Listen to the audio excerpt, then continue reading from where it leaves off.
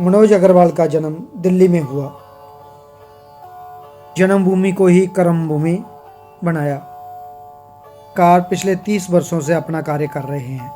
नमस्कार, आदाब, सत श्री अकाल। मैं देवीदास खत्री दो टूक सीधी बात प्रोग्राम लेकर एक बार फिर मैं आपकी खिदमत में हाजिर हूँ। जैसा कि आप जानते हैं, इस प्रोग्राम के वापिस हम आपकी मुलाकात करवाते हैं एक ऐसी शख्सियत के साथ जिन्होंने जिंदगी के किसी न किसी सूबे में एक खास मुकाम हासिल किया है, अपनी एक अलग पहचान बनाई है।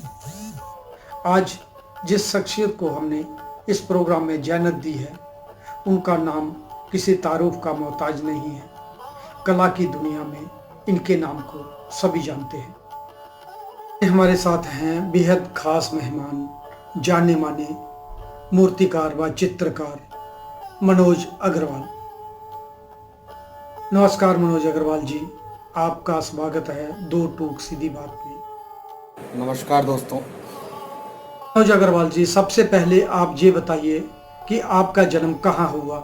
आपने कला की दुनिया में कदम रखा तो उस वक्त आपकी उम्र क्या रही होगी और किन किन परिस्थितियों में आपने कला को चुना, जरा संक्षेप में बताइए।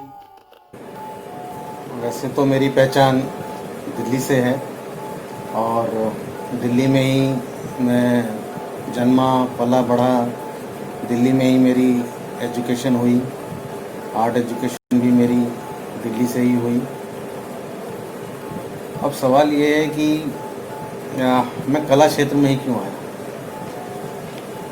तो मुझे लगता है कि मैं अचानक से इस फील्ड में नहीं आया, क्योंकि मेरे परिवार में, मेरे और रिलेटिव्स में कोई भी इस फील्ड के अंदर नहीं है।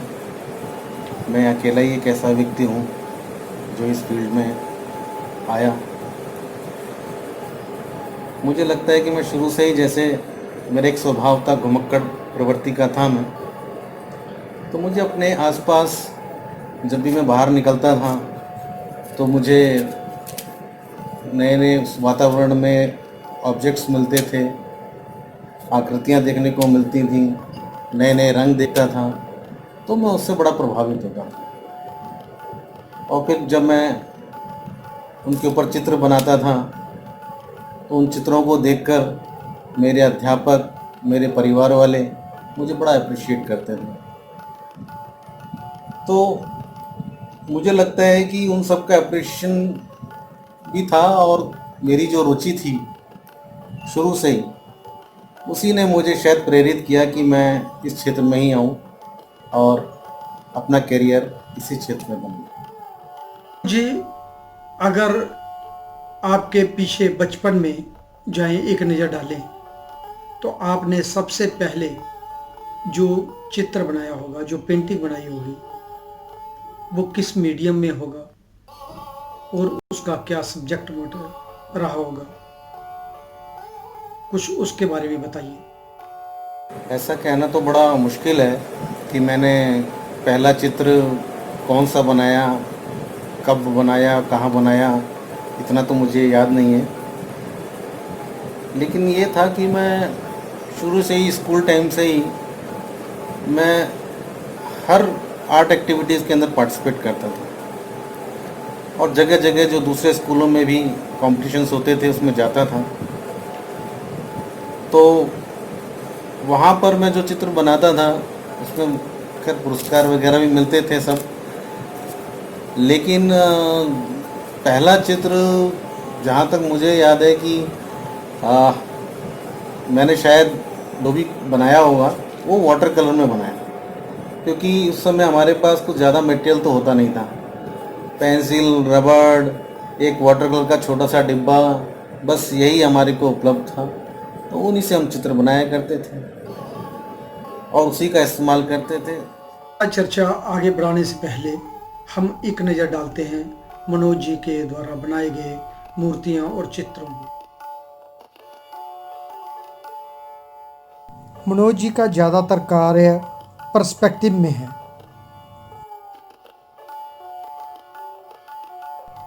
डिस्टोर्शन में, जहाँ पर्सपेक्टिव में ज़्यादातर कार्य पेंटिंग में ही ज़्यादा देखने को मिलता है, स्कल्पचर में कम। हर कलाकार की एक अपनी शैली होती है। मनोज अग्रवाल के कार्यों की एक अलग पहचान है।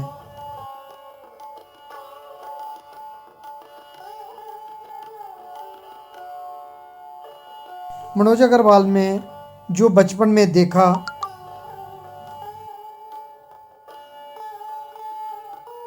उसी को अपना सब्जेक्ट मैटर बनाया।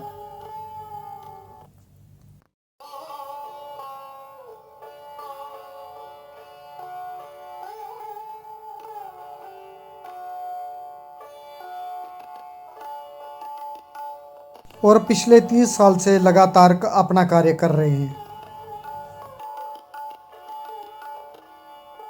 उनकी मेहनत उनके कार्य में झलकती है।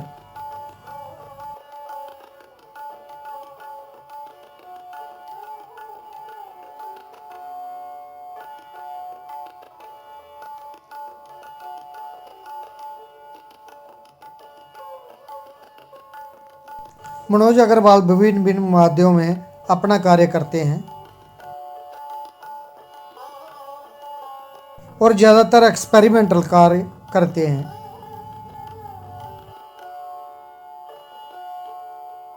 मनोज अग्रवाल जी ने हर माध्यम में अपना हाथ आजमाया और उसमें उनको सफलता भी हासिल हुई।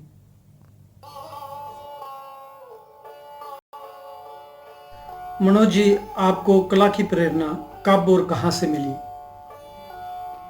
या फिर किन ग्रेट मास्टरों की कार्य ने आपको प्रभावित किया, या फिर आपके आसपास जो उस वक्त सोसाइटी रही होगी उससे आप इंस्पायर होकर ये कार्य करने लगे? आप जरा संक्षेप में बताइए।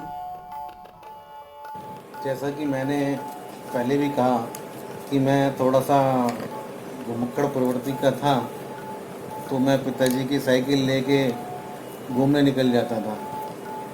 तो आसपास के सराउंडिंग्स में मुझे जो भी देखने को मिलता था, चाहे कोई सब्जी बेचने वाला हो, कोई साइकिल पे जा रहा है, कोई कुछ कर रहा है, कोई पार्क में बैठे हुए लोग हैं, तो इस तरह के चित्र जो हैं मुझे मैं बड़ा प्रभावित होता था कि ऐसे चित्र मैं बनाऊं उनको देख देख कर। और उस समय हमें कुछ, क्योंकि ज़्यादा कोई कला पुस्तकें या इस तरह का हमारे एनवायरनमेंट था नहीं, और ना ही हमारे पास इतना कोई बुक्स वगैरह का या कुछ और इस तरह का मटेरियल हमें उपलब्ध था। तो जहाँ तक प्रभावित होने की बात है, तो मैं उस समय जो कुछ कैलेंडर आया करते थे राजा रवि वर्मा के, तो मैं उनको देख के बड़ा अभिभूत होता था कि कितना सुंदर काम है। और फिर कुछ हम कॉमिक्स पढ़ते थे, कॉमिक्स की जो इलस्ट्रेशन हुआ करती थी उसको देखकर मेरे को उनकी ड्राइंग बड़ी अच्छी लगती थी। और कभी कभी जैसे मेरे को कभी मौका मिलता था मॉडर्न आर्ट गैलरी जाने का, तो उस समय मॉडर्न आर्ट गैलरी हमारे लिए एक बहुत बड़ा एक, जैसे उसमें जाने में भी बड़ा डर लगता था उस समय।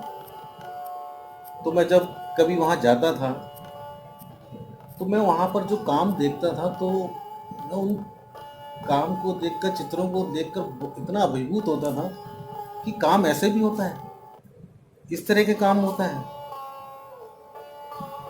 तो चित्र ऐसे भी बनाए जा सकते हैं। तो मुझे लगा कि मुझे भी शायद इसी तरह का काम करना है, और वहीं से मैंने डिसाइड कर लिया कि मैं भी इसी क्षेत्र में जाऊंगा और अपना करियर इसी क्षेत्र में बनाऊंगा। जी, आपने कला की शिक्षा कहाँ से प्राप्त की और आप किस विषय को लेकर अपना कार्य करते हैं और कौन कौन से माध्यमों का प्रयोग करते हैं? अपने कार्य के बारे में जरा संक्षेप में बताइए। तो कला में हुई वो शारदा फ्लिपकार्ट से हुई। जनपद पर एक कॉलेज है शारदा फ्लिपकार्ट आर्ट, तो वहाँ पर मैंने 3 वर्ष का पहले एक डिप्लोमा किया, और उसके बाद फिर मैं दिल्ली कॉलेज ऑफ आर्ट से अपना पेंटिंग के अंदर स्पेशलाइजेशन पूरा किया। तो जहाँ तक माध्यम की बात है, मैंने कॉलेज में बड़े एक्सपेरिमेंट किए, नए नए माध्यमों में काम किया। और जो जनरली जो मटेरियल हमें उस समय मिलता था, चारकोल हो गया, वाटर कलर, एक्रेलिक, ऑयल, ये तो सब कॉमन जो मटेरियल था उससे तो हम बनाया ही करते थे चित्र। लेकिन म्यूरल के अंदर मैंने कुछ एक्सपेरिमेंट किए जिसमें हम स्टोन पिगमेंट का इस्तेमाल करते थे या फिर अर्थ कलर का इस्तेमाल करते थे।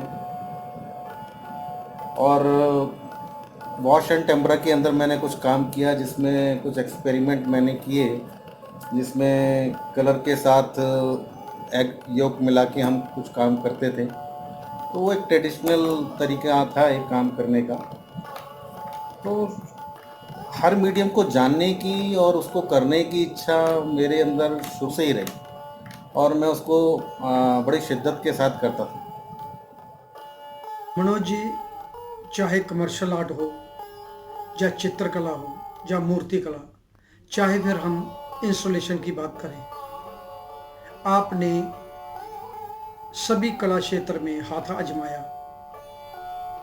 और सबसे ज्यादा कार्य करने में जो आपको आनंद प्राप्त होता है वो किस कार्य में होता है या किस माध्यम से होता है, जरा उसके बारे में बताइए। जैसा कि मैंने बताया कि मैं थोड़ा एक्सपेरिमेंटल किस्म का था और शुरू से ही मुझे नए नए माध्यमों में काम करना अच्छा लगता था और एक ड्रे पे चलना शायद मुझे कभी अच्छा नहीं लगा। तो मैंने कई विधाओं में काम किया। जहाँ तक कमर्शियल आर्ट की बात है तो कमर्शियल तो कॉलेज के अंदर हम अपना खर्चा निकालने के लिए काम किया करते थे और उस समय भी मैं काफ़ी एडवर्टाइजिंग एजेंसीज के लिए फ्रीलांस काम किया करता था। और प्रकृति मैदान के अंदर जब फेयर लगता था तो उसमें म्यूरल का काम होता था और भी तरह तरह के काम होते थे, जैसे ट्रांसलाइट हो और स्कल्पचर वर्क हो, पोस्टर्स हों, इस तरह के काम भी उसमें मैंने बहुत किए। और जहाँ तक सवाल है स्कल्पचर का, तो स्कल्पचर से मेरा जुड़ाव शारदा वकील के समय से ही रहा। शारदा वकील चूँकि एक 3 वर्ष का डिप्लोमा हुआ करता था, 3 साल का, तो उसमें हमें सभी कुछ सिखाया जाता था। तो जब खासकर जब स्कल्पचर होता था तो मैं बड़े ध्यान से उनको देखता था, मैडम को, और उनको काम करते हुए, मुझे उनकी मॉडलिंग करते हुए जब मैं उनको देखता था मुझे बड़ा अच्छा लगता था। और वहाँ से शायद मैं कभी कभी शौक़ में उसके बाद स्कल्पचर में काम किया करता था। लेकिन एज ए प्रोफेशनली जब मैंने रेगुलर काम करना शुरू किया स्कल्पचर का कुछ साल पहले, 5-6 साल पहले, तो मुझे उसमें बड़ा आनंद आया। 2D से 3D में काम करना अपने आप में एक मेरे लिए बड़ा अच्छा अनुभव था। और उसमें मैंने और अभी भी जो मैं काम कर रहा हूँ, मैंने कई शो भी किए जिसमें स्कल्पचर मेरे डिस्प्ले थे, तो उसका मेरे को अप्रिशिएशन भी काफ़ी मिला और मुझे लगा कि शायद मैं अच्छा स्कल्पचर कर पा रहा हूँ। और जहाँ तक आनंद की बात है कि किस मीडियम में ज़्यादा आनंद मिलता है, तो मेरा ये कहना है कि मुझे जहाँ तक लगता है कि मैं दोनों ही मीडियम में आनंद लेता हूँ। जहाँ तक अगर आपका 100% इन्वॉल्वमेंट जिस भी किसी उसमें होगा कार्य करने में, तो उसमें आपको मज़ा आएगा ही आएगा। तो मैं दोनों का मज़ा लेता हूँ। जब चित्र बनाता हूँ तो चित्र में ही मुझे उतना ही आनंद मिलता है जब मैं इन्वॉल्व होके काम करता हूँ, और जब स्कल्पचर करता हूँ तब उसमें भी बड़ा मज़ा लेता हूँ। तो मेरे लिए तो दोनों में ही, क्योंकि मैं बहुत सालों तक तो चित्र में ही मैंने काम किया बनाने में, और स्कल्पचर तो मैंने अभी कुछ सालों से शुरू किया है, तो दोनों में ही मज़ा आता है। मनोज जी, आज की कला और जीवन के दर्शन के बारे में क्या सोचते हैं आप? जबकि नोटबंदी से लेकर कोरोना महामारी तक पूरे विश्व की अर्थव्यवस्था बिगड़ी हुई है, ऐसे वक्त में कला और कलाकार का भविष्य क्या होगा? इसमें आपका क्या विचार है? ये आर्ट सिनेरियो की बात है तो वो पहले से काफ़ी चेंज हो गया है, काफ़ी चेंज आया है उसमें। अब आर्ट में टेक्नोलॉजी आ गई है, कलाकारों में पेशेंटली काम करने की इच्छा भी खत्म होती जा रही है। डिजिटल टेक्नोलॉजी ने इसके अंदर एक बहुत बड़ा रोल प्ले किया है, जिससे कि अब मुझे लगता है कि आर्ट एक जैसे ना टेक्निक हो गई है। मैं ऐसा भी नहीं कहता कि सारे कलाकार इससे इत्तेफाक रखते हैं, लेकिन जो नई पीढ़ी के कलाकार हैं, जो युवा कलाकार हैं, जो इस टेक्नोलॉजी के साथ बड़े हुए हैं, वो शायद इसमें उलझ गए हैं। वो लेबोरसली या कहना चाहिए कि पूरी कंसिस्टेंसी के साथ शायद उस तरह का काम नहीं कर पा रहे। एक शॉर्ट टर्म एक माध्यम उनको मिल गया है, और जब कला में बाजारवाद आया तो वैसे भी बहुत से कलाकारों ने शॉर्ट कट के अंदर काम किया, कुछ इंट्रोड्यूस भी आ गए उसमें, परंतु ये ज़्यादा देर तक नहीं चलता। अभी मैं कुछ देख रहा हूँ कि कुछ युवा कलाकार बहुत अच्छा काम भी कर रहे हैं, ऐसी बात नहीं है। मैं कुछ शो देखता हूँ गैलरीज के अंदर, तो कुछ युवा कलाकार का काम मुझे बहुत अच्छा लगता है। तो हर तरह का काम हो रहा है। और रहा सवाल नोटबंदी और इस महामारी का, तो ये मोमेंटल फेस है, ये कुछ समय के लिए है, ये भी चला जाएगा। तो इससे मुझे नहीं लगता ज़्यादा घबराने की ज़रूरत है। जो कलाकार काम कर रहे हैं, रेगुलर काम कर रहे हैं, करते थे, वो करते ही रहेंगे। इसमें हाँ, कुछ हद तक जो फ्रीलांस आर्टिस्ट हैं वो थोड़े ज़रूर इफेक्टेड हुए हैं, लेकिन मोमेंटल है, ये भी चला जाएगा, होप सो। भारत सरकार के अधीन आने वाली सभी सरकारी व गैर सरकारी जितनी भी संस्थाएं हैं, उनको इस वक्त क्या क्या कार्य करवाने चाहिए जिससे कला और कलाकार के जीवन में सुधार हो सके? ये जितनी भी सरकारी संस्थाएं हैं, ये कला और कलाकारों के लिए बनी, तो उनका ये दायित्व बनता है कि वो सभी निष्पक्ष रूप से कला की गतिविधियों को जारी रखें, बल्कि ऐसे गंभीर स्थिति में उनको ज़्यादा से ज़्यादा कला गतिविधियाँ के प्रोग्राम रखने चाहिए, जिससे सभी कलाकारों को और ख़ासकर फ्रीलांस जो कलाकार हैं उनको ये मौके दिए जाएं, जिससे कि उनको या उनके कार्य में किसी प्रकार की बाधा ना आए। बाकी और जो सरकारी संस्थाएं हैं या जो उनके साथ मिलकर कुछ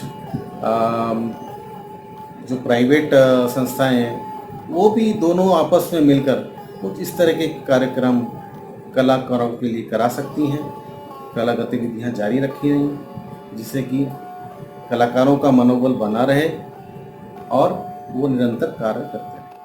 और कलाकार, आपने अब तक कौन कौन सी उपलब्धियां हासिल की, जैसे अवार्ड, स्कॉलरशिप, फेलोशिप, एग्जीबिशन व वर्कशॉप, या फिर कहाँ कहाँ आपके कार्य लगे हुए हैं? जरा संक्षेप में बताइए। जहाँ तक उपलब्धियों की बात है, तो मैं कभी भी इस रैट रेस में नहीं रहा, और ये तो आपको भी पता है कि अवार्ड, फेलोशिप, स्कॉलरशिप कितनी ईमानदारी के साथ मिलते हैं। मैं सिर्फ इतना ही कहना चाहूँगा कि मेरी सबसे बड़ी उपलब्धि ये है कि मैं ईमानदारी से अपना काम कर पा रहा हूँ।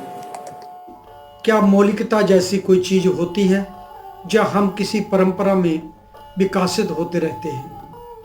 इसमें आपका क्या विचार है? एक बहुत ही अच्छा प्रश्न किया कि कला में मौलिकता होनी चाहिए या नहीं। नो डाउट मौलिकता ही आपकी पहचान है, मौलिकता ही आपकी सबसे बड़ी पहचान होती है। जैसे एक गायक किशोर कुमार को या मोहम्मद रफ़ी को हूबहू कॉपी करता है तो वो अच्छा गाना तो जानता है लेकिन वो अच्छा गायक नहीं है। आप इन्फ्लुएंस हो सकते हैं परंतु उसके साथ साथ आपका एक उसके अंदर ओरिजिनल एफर्ट भी होना चाहिए, ऐसा मेरा मानना है। कला के अतिरिक्त कोई अन्य कला जो आपको प्रभावित करती हो या फिर कोई ऐसा सवाल जिसका आप जवाब देना चाहते हो, या नए कलाकारों को आप क्या संदेश देना चाहेंगे अपने कला के माध्यम से? कि आपके माध्यम से आपने मुझे इतनी देर सुना, आपका बहुत बहुत धन्यवाद। मनोज जी धन्यवाद। दो टूक सीधी बात प्रोग्राम में आप आए, आपसे वार्तालाप हुआ, धन्यवाद आपका। तो अगली बार फिर मिलेंगे कुछ नई शख्सियत के साथ। तब तक देवीदास खत्री को दे इजाजत। वंदे मातरम, भारत माता की जय।